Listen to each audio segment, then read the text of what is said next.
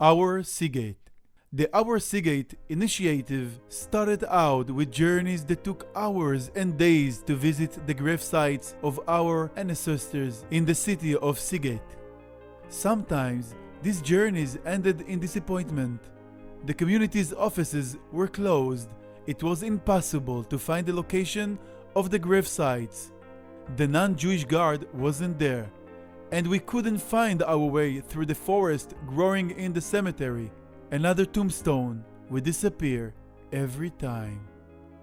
My mother of blessed memory traveled to Sighet often, only to return each time feeling pained at the sight she saw. She expressed one wish: to do something to preserve the cemetery.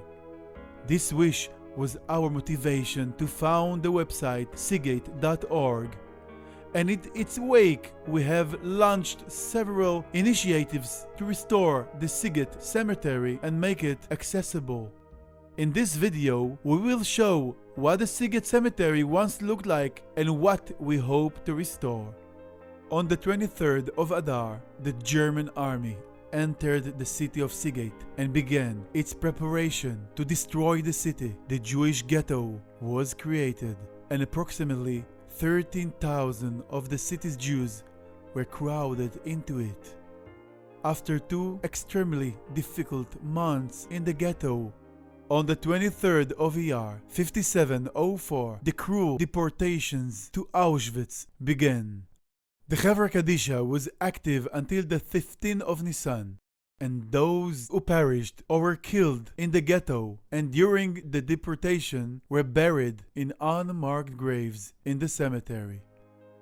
No Jews remained in the city of Sighet. Their property was looted, and the Chevra Kadisha's records, including lists and maps, disappeared.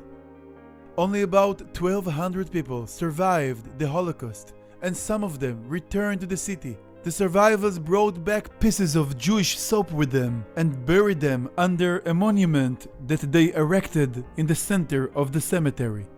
For lack of an alternative, those who died after the war were buried in between the pits. In 5723, the caretakers of the cemetery began to attempt to organize it once again. Going from gravesite to gravesite, they recorded the inscriptions, numbered them, and divided the cemetery anew into 5 parts. They recorded this new grave census in books in alphabetical order and according to their location in the cemetery. In these 50s, most of these Jews in Sighet left the city and moved to Israel or to the United States. Only a few Jews remained in the city.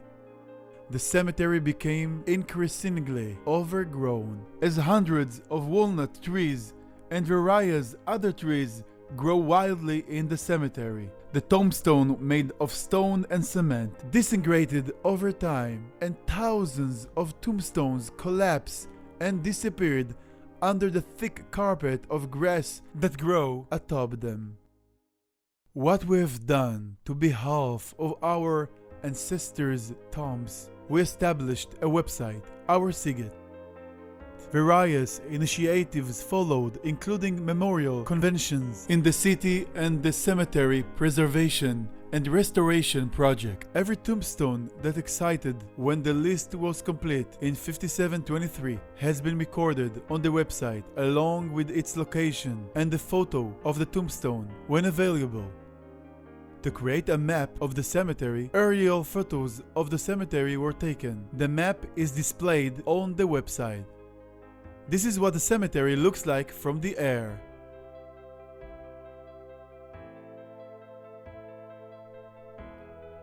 This is what it looks like close up.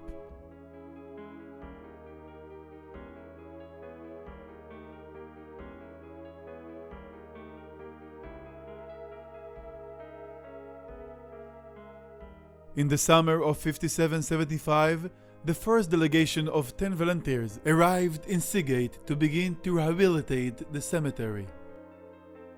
For 10 days, they uprooted dozens of trees growing widely, staying with the local Jewish community for Shabbos. This is what the cemetery looked like on the first day of work. The restoration work was carried out together with the professional workers that the municipality provide to us. All the work was done with extreme care in order not to damage the exciting tombstones, and the trees were felled so that they would fall exactly between the tombstone. The weeds were pulled out and herbicides sprayed on the entire area. The volunteers stayed in a special area in the village museum and at the Casa Yorca Hotel.